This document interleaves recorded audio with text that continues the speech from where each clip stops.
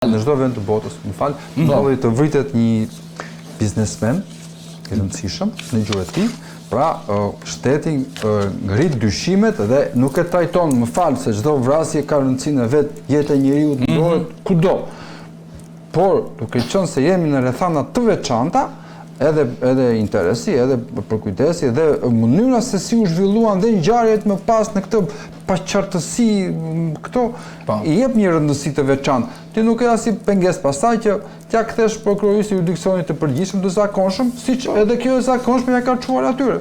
Po prit, kjo e zakonshme nesër do të çojmë me vonesë kur gjitha provat do jenë në fshirë, kur nesër nuk do kemi një rast konkret që më fal, ndodhi një vrasje sot, e gjetëm një person që dyshohet, ky pas ka ikur, mirë pas ka ikur ky, po provat fshihen dhe përveç kësaj, nesër do të ndodhi një ngjarje tjetër po e njëjta pothuajse.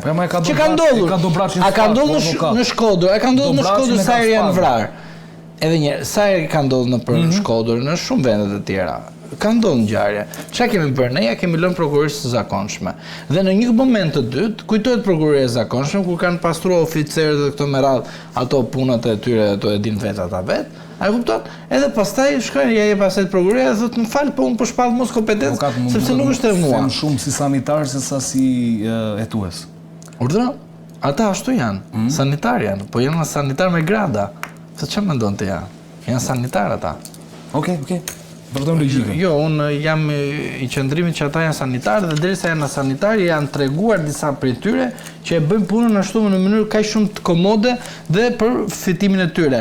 Por ajo që unë dua të them është kjo, përse dhe kësaj të radhe Spaku është jo aktiv. Dhe pse duhet të them jo aktiv? Ajo që mua përsëri më shqetëson edhe me rastin e sanitarët, shkojnë të parët në vendin e ngjarjes dhe nuk shkon prokurori i gatshëm. Ky është një gabim fatal që bëhet në një ngjarje kriminale. Pra, ka një udhëzim të dy mjeshin, Rakipi, kush ka qenë prokurori i përgjithshëm, ka një udhëzim të tij që thotë, prokurori në momentin e parë që ndëgjon në telefon që personi ka vdekur, shkon në vendin e ngjarjes sepse kanë qenë pajisë me Radio Marsi atëherë. Ti ishte lidhur me policinë e shtetit dhe shkojnë në ngjarjet mesatare dhe të rënda. Jo në çdo ngjarje. Po, kuptoj. Mesatare dhe të rënda. Është në fuqisi, po është si rregull. Duke qenë se prokuroria është përshtatur me ndryshime të reja të frymës së reformës. Është akoma në drejtësi, të gjitha aktet e vjetra kanë rënë, por mund të jetë bërë një rregullim nga prokurori i përgjithshëm aktual, i cili detyron, por do të kupton tani që prokurorët nuk janë më ato që kanë pasqen.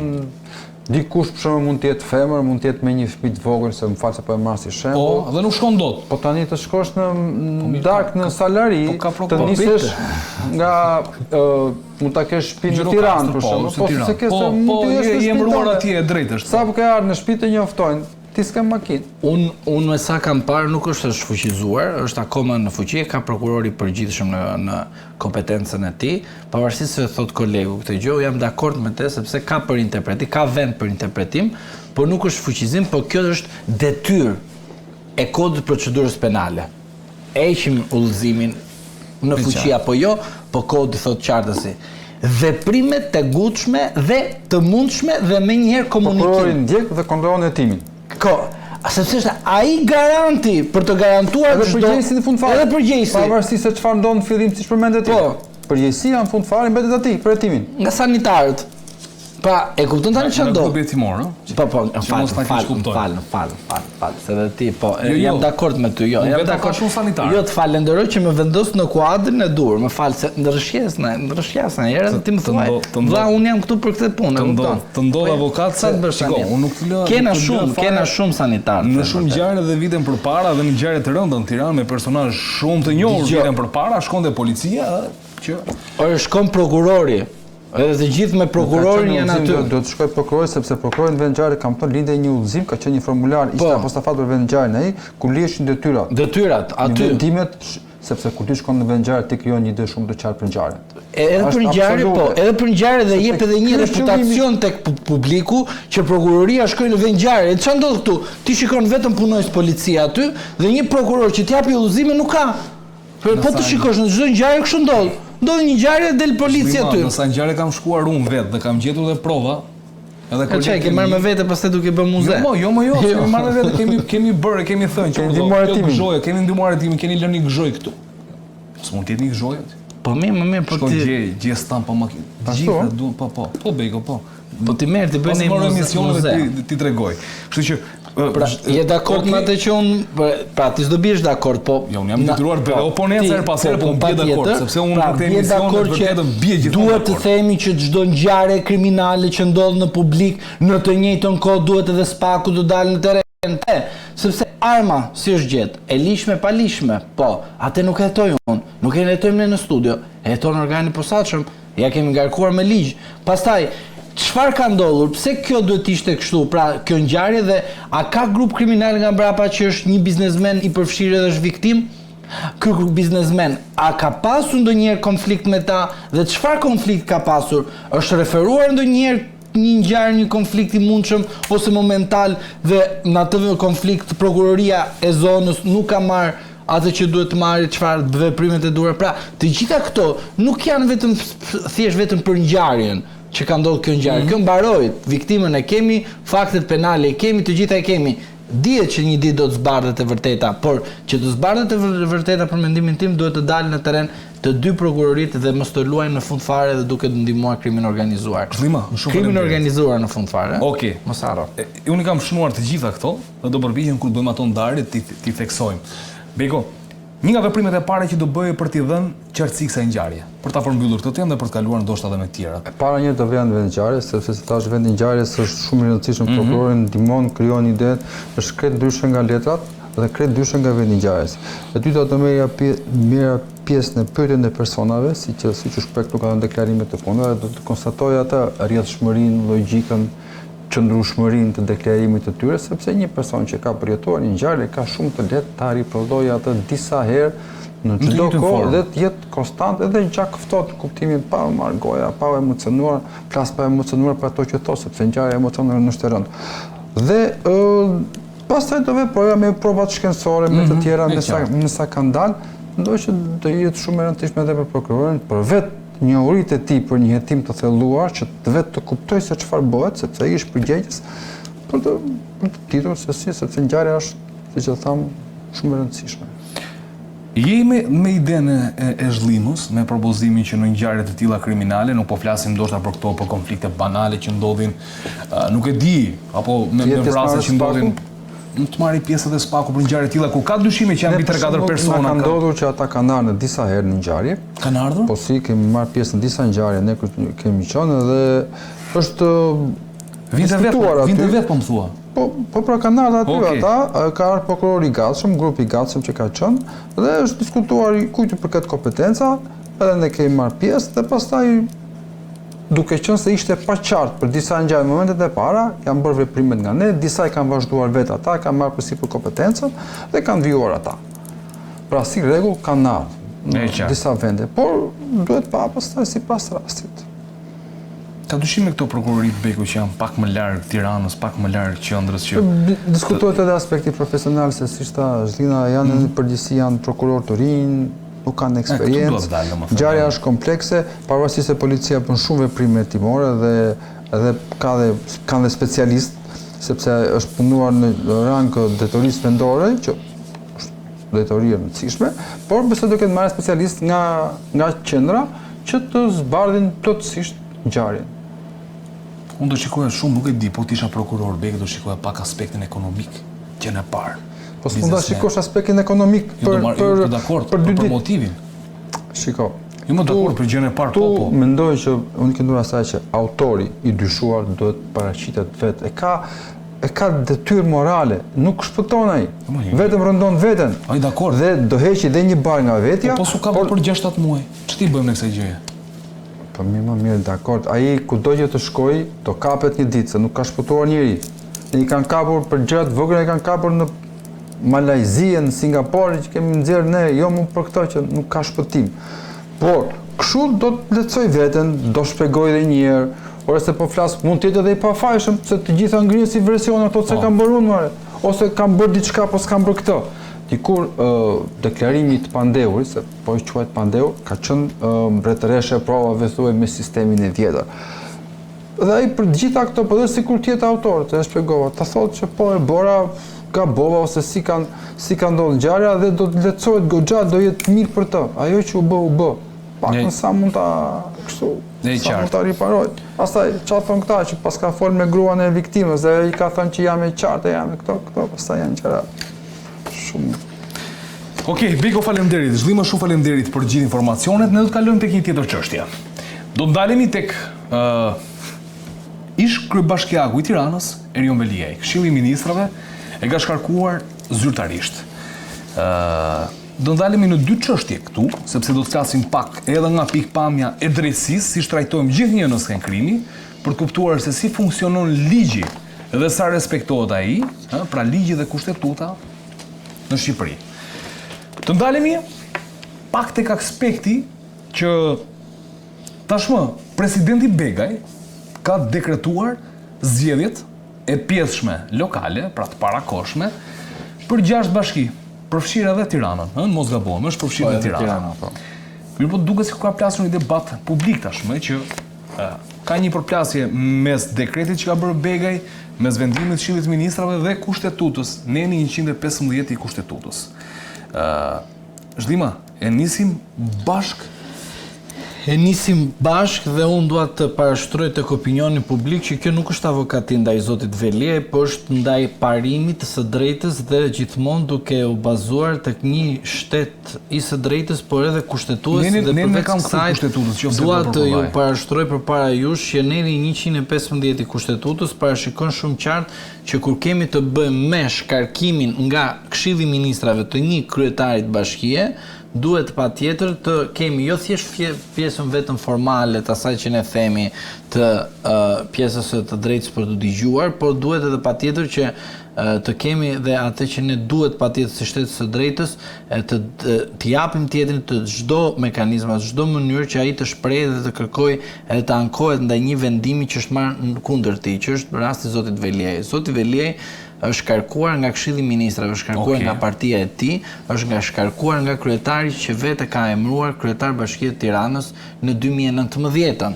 Do më thot dikush 2015-ën. Jo, në 2019-ën. Se aty u zgjodhën vetë votuan votë. U emëruan, si ishin të zgjedhur. Pra, në rastin konkret, ju e keni, po mund ta lexojmë nenin, nuk është ndonjë problem aty, por diçka tjetër që unë dua të them tek ju është që zoti Veliaj sot është kryetari i bashkisë, nuk është i shkarkuar, pavarësisht se ju do të shikoni në lajme që presidenti i Partisë Socialiste, zoti Bajram Begaj, mori vendimarrjen edhe dorëzi me datë Partisë Socialiste, sepse është i vetmi president, do thosha, që zbaton urdhrat e zotit Rama në mënyrë kaq të tillë që ti edhe habitesh vetë në mënyrë se po më çudit Zhlima. Presidenti i vendit, pavarësisht faktit kush e zgjedh kush jo, ka detyrë mbi detyrat, zbatueshmërinë e kushtetutës nga mbyesi në darkë. Ku diun, domethënë 24 orë në 7 ditë të javës dhe në 12 muaj të vitit. Po, ashtu mendon ti. Këtë detyrë ka. Jo, e thot ligji këtë. Po jo, një sekond, ashtu e thot ti, po a nuk e thot ligji ashtu siç mendon zoti Begaj. Begaj e tha bën për sa i përket interesit për Partinë Socialiste. Ju duhet keni parasysh diçka që kur caktohet një masë sigurie ndaj një deputeti ose një kryetari bashkie, në kodin e procedurës penale ndalohet që të pezullohet veprimtaria publike e atij. Pra, nuk mund të pezullosh deputetin të ushtrojë detyrën e deputetit, nuk mund të pezullosh kryetarin e bashkisë të ushtrojë detyrën e kryetarit të bashkisë, pavarësisht se janë funksione publike. Dhe vetë kodi e ka të ndaluar, e di prokurori, e ka të ndaluar.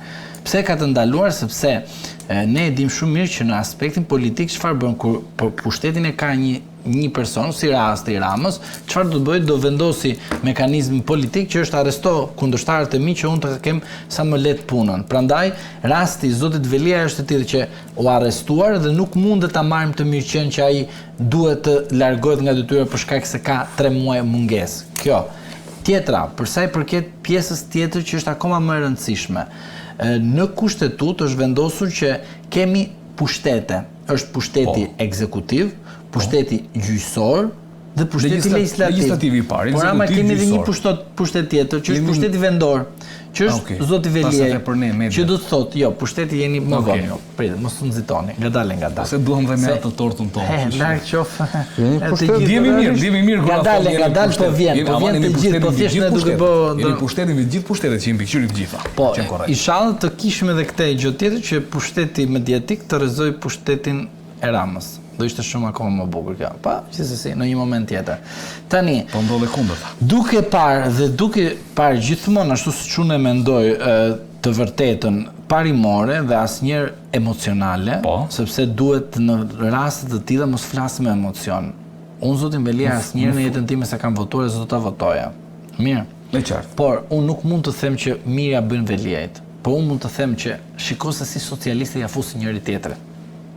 Dhe një rast tjetër, e per antarët të Këshillit të Bashkiak që janë vënë nga socialistët që vetë ky ka emëruar, ky këtej i ka emëruar dhe pesi e kthyn pllakën, paf, direkt dhe shkuan te ky tjetri. Po sepse nuk duan të lënë qyteti pa kryetar. Është tjetër lajmi.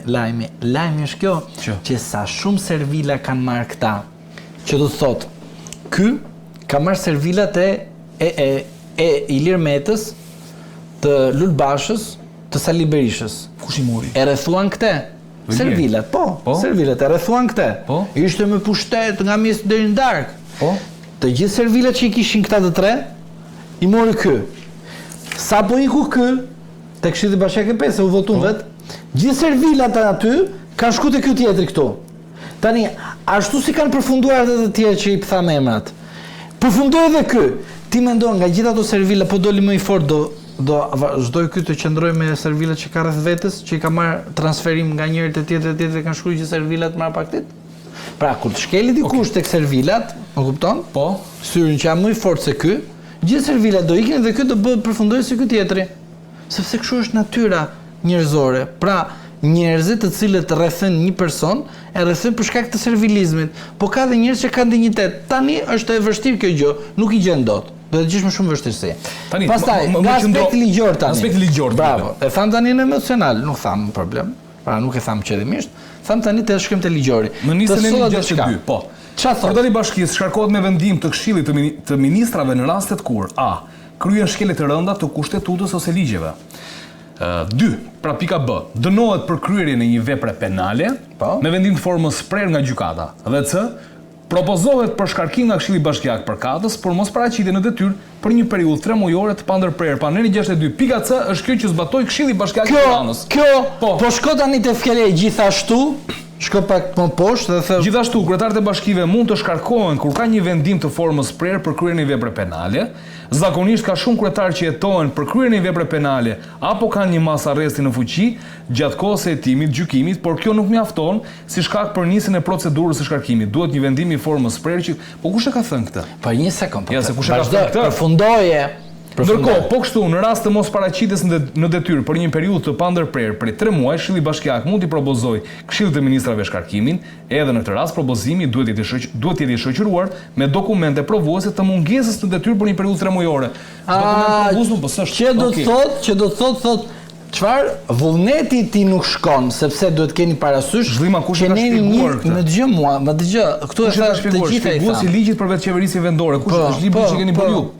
Jo, më çfarë thon. Kush e ka bërë? Të tjerë kanë bërë. Kanë bërë të tjerë. Dhe unë po të them, po ta marrim. Nuk janë të kushtetuesës. Jo, një sekond. Po ta them po janë të kushtetuesës, sepse ke edhe numrin, vendimin numër 25 datë 10/5/2021, rasti Hila, që nënkupton që ai u shkarkuar në mënyrë të tillë, duke u akuzuar si ai kur ka organizuar një puç shteti dhe ka marrë vendimarrje ministri i brendshëm për ta shkarkuar. Po më lejo të them edhe diçka tjetër prapë në 111. Që do të thotë, do të kemi parasysh diçka tek pjesa ligjore dhe kushtetuese. Gjykata kushtetuese merr rolin e një gjykate themeli, që do të thotë do të gjykojë nga e para rastin e nenit 62 të vetë qeverisjes vendore për 3 pika dhe sidomos te pika e fundit dhe të vendosi ose të faturoj të zoti Veliaj atë çfarë duhet që ai ka bërë gjatë kryes detyrës së tij një shkelje disiplinore administrative, që do të thotë Zoti Velieri nuk ka vajtur vetë në zyrë, pra duhet marrë edhe një masë disiplinore ndaj tij që të konvertohet në një shkelje administrative, sepse ligjvëndësi është shprehur kaq shumë qartë që rasti i interpretimit të nenit 115 vjen vetëm për një shkak që përbën mas administrative disiplinore dhe jo një fakt penal. Pse e them jo fakt penal? Okay. Ta përfundoj këtu. Përfundoj. Tek neni 62 thot po.